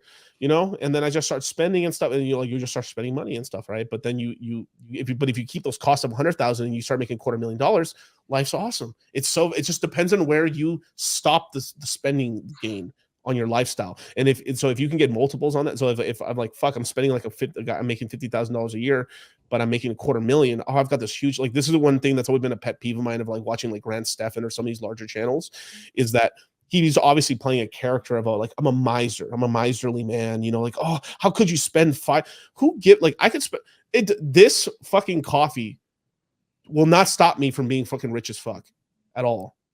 At all. Like this whole thing is like, do you know if you put for the $5 you spend on Starbucks, if you put $5 into an ETF, into an S&P 500, and when you're 65 years old, you'll have a Ferrari. No, you won't, because the Ferrari will go multiples in price higher. Yeah. Like this whole thing like is that Dave Ramsey style. Dave Ramsey's an idiot. But Dave, I don't know about that. I think for the average guy, it's smart advice, and he doesn't advocate to buy a fucking Ferrari anyway. You know, like the most people that aren't in debt that are truly wealthy, they don't drive that shit anyway. They drive Ford. He does. You know? He does do the whole. I don't truly believe that either. Thing. I don't truly believe that either. When it comes to like the really wealthy people don't drive Ferrari. They do have them, because I've worked for people who have stupid money, 40, 50, $100 million plus. Fuck yeah, they have all that stuff. They drive around town in that Ford F-150. Like a lot of these guys who really have all that wealth, they're bullshitting you. They don't show you really what they have. I've seen guys having fucking tricked out Cobra. I'm talking about like the craziest of cars, like Duesenberg levels of cars collections. But they don't show, but when they have the crews come over and they show them out and stuff, like, oh, I've just got my F-150 King Ranch right here and stuff like that. I just drive, and they do drive around their properties, and they got a little go-kart for their family to drive around their estate and stuff.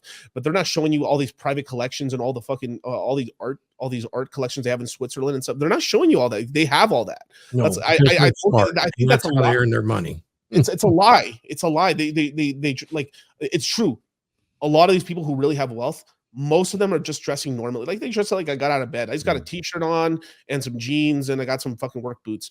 But they don't show you the wife or the kids how they're spending their money. They're fucking spending like there's no tomorrow and stuff. Like I've been at these houses. Like I've literally been like a slave class at these fucking literally, like my whole fucking family has worked for these really rich people in Pebble Beach.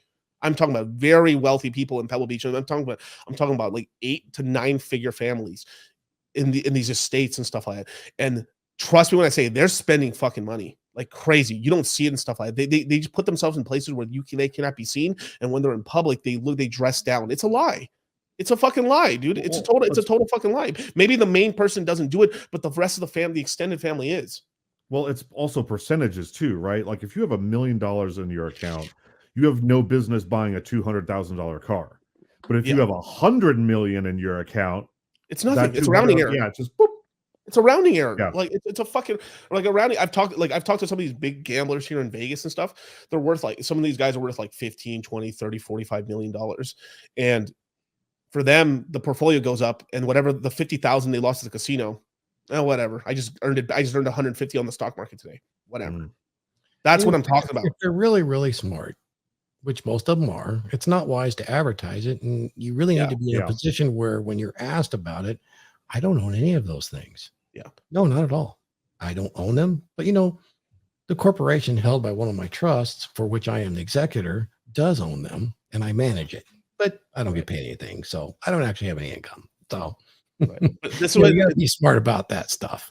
Right. But it's like the trust is owned by the trust that's owned here. Or like my kids, I'm not giving my kids a single fucking dime, but I'm gonna put them in the head of this corporation that's basically running a nonprofit, and in the nonprofit they're getting paid $500,000 fucking dollars, and they're also managing all the money, and they're only giving less than 0.25% of the money in terms of back to the needy.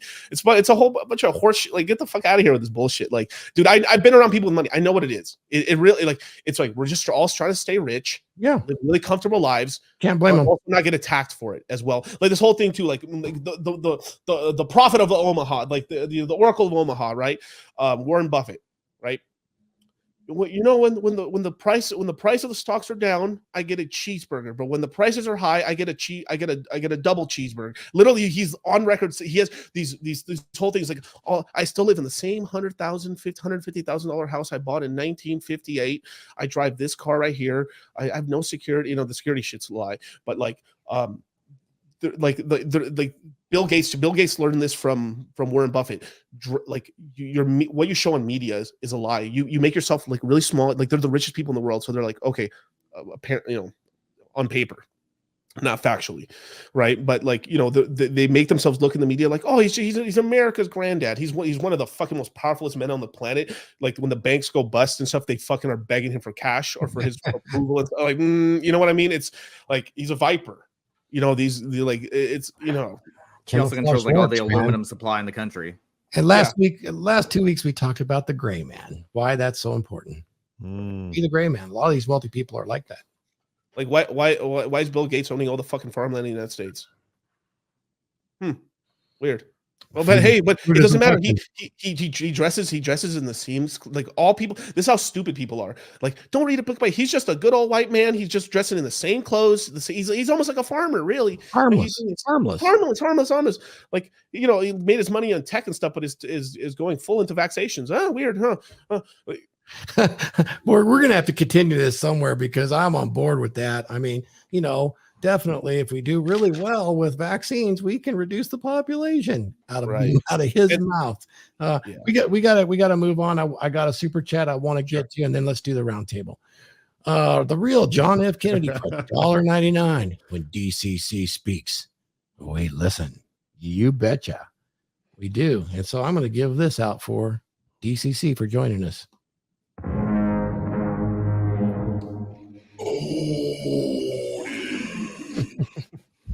All right, let's do a quick roundtable. AJ, your final comments and what's going on until we see you next week. Let's go ahead and wrap up. I got not much left to say.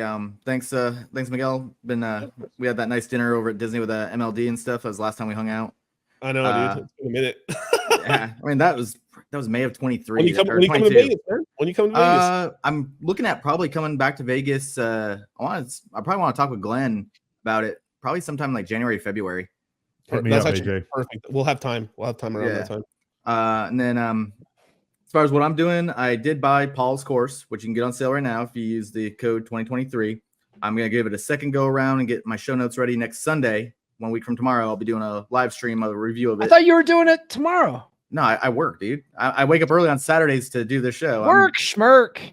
I just hit 119 hours when I punched out this morning for the last 2 weeks. There you go, man. Get that money. You buying crypto? I already have it set on Coinbase to buy $100 a month of ETH. So beautiful. I'm actually making some good gains. We got to get you to buy more, brother, because it's these next 7 months is kind of like where the prices are really good and they get ridiculous. After that, it gets ridiculous.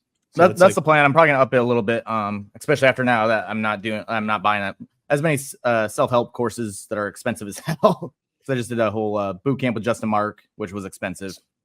But yeah, I'm about to drop my links for my socials, my channel, and everything. So other than that, I got nothing.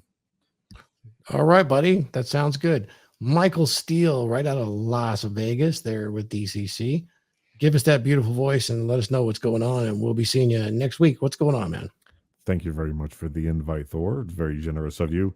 I personally don't have anything going on right now, but just working on the Red One Studios with Glenn Lawrence. We did a complete audio overhaul. Let me know, Miguel, if you got a chance to test it. I'm going to be there later today. Cool. So you want to link up and stuff because I'm gonna do a show after I hit the gym. I have a prearranged outing with my lady, so I'm afraid lady schmady, you know what I'm telling you, like you get some boys club. No, sure. This is a decent group of guys, but you know, screw the ladies. Well, you gotta tend to it, or else the fire goes out. So I appreciate that. We'll meet up some other time. But sure. I guess the only thing I will say is to anyone listening, what Miguel said earlier. You are the sum of the 5 people that you hang around, and I absolutely encourage anyone listening who's hanging out with, people who aren't forcing you to level up, or maybe you've got a couple friends left that are still some losers. It was tough, but what I did was I picked out my friends who were losers and I got rid of them.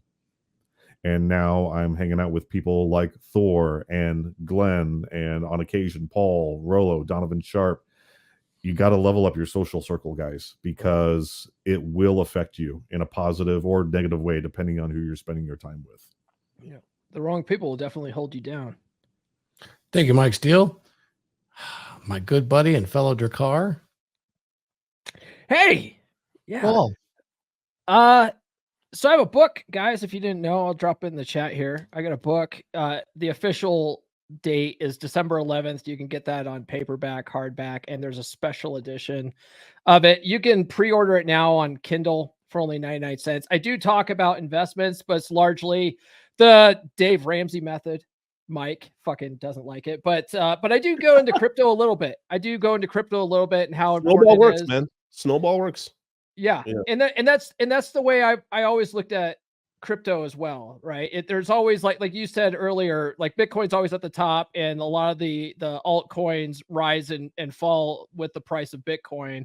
Yeah. So it's smart to at least get into Bitcoin, least get into Ethereum. They're always at the top of the chart, and they're relatively safe. They do occasionally, it gets pretty fucking volatile, but as long as you are not paying attention to the price and you just keep putting your money in, the dollar cost averaging will come out on top in the long run. So at the very least, if you're scared, you don't want to do like day trading type shit, just put the money in, set it, forget it. Like AJ was saying, like he puts $100 a month in, once a month without even thinking about it. That's a smart way to invest in pretty much anything. So, other than that, tune into the podcast Monday. My guest is Mark Singh. He's the host of the Unapologetic Man podcast on Apple Podcast, which I think is probably one of the number one dating podcasts on Apple right now. So he's going to be on Monday, and that's pretty much it.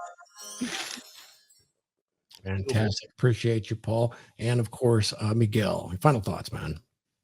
Oh, dude, thank you so much for having me, you guys. I mean, this is a great discussion. I feel like I've talked for about 2 hours. Because I have. But no, thank you so much for having me, you guys. It's always a blast to be on here and stuff like that. Now, in terms of like, so I will be reposting this on my channel as well, you guys. I'll make sure and tag you guys.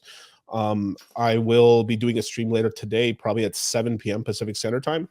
Haven't posted the stream just yet. I just got to hit the gym, and then getting back to it after being so sick for so long. I was like sick for almost a week and a half. I don't know what the hell hit me, but damn, not great.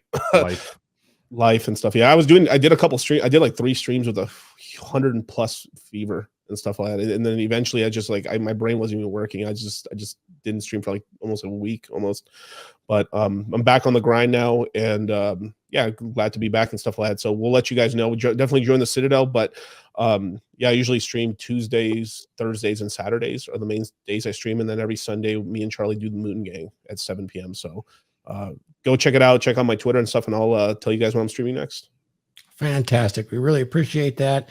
And I won't take up a lot of space, guys. Check out my website at www.becomedurable.com. And of course, definitely check out my book that was released this summer, A Dominant Masculine Presence, guys. Go and subscribe to everybody's channel here. Hit the like button. It doesn't cost nothing. It really helps us out. And we appreciate everybody in the chat and all the super chats that came in. Thank you so much. Until next time on the Dragon Ship, Skull. Masculinity is in crisis. What are we to do? We need to acquire a dominant masculine presence. Now available on Amazon. Masculinity is in crisis. Men's masculine behaviors and traits have been suppressed by popular culture. Why has it become so popular to shame, guilt, insult, masculinity, and masculine behaviors? After 50 to 70 years of this has resulted in a very large subset of men who have become weak, useless, and crisis. Pathetic state for boys and men that leads to depression and violent despair. A dominant masculine presence addresses this very dilemma for the individual man, and it firmly establishes why this is what is desperately needed by the individual man today. In this book, clearly defined masculine traits and behaviors and the emotional durability provided by traditional masculinity are presented as a guide to what every man should embed into his identity. Putting these principles and behaviors into practice will motivate and direct your path step to step to create for yourself an authentic, dominant masculine presence.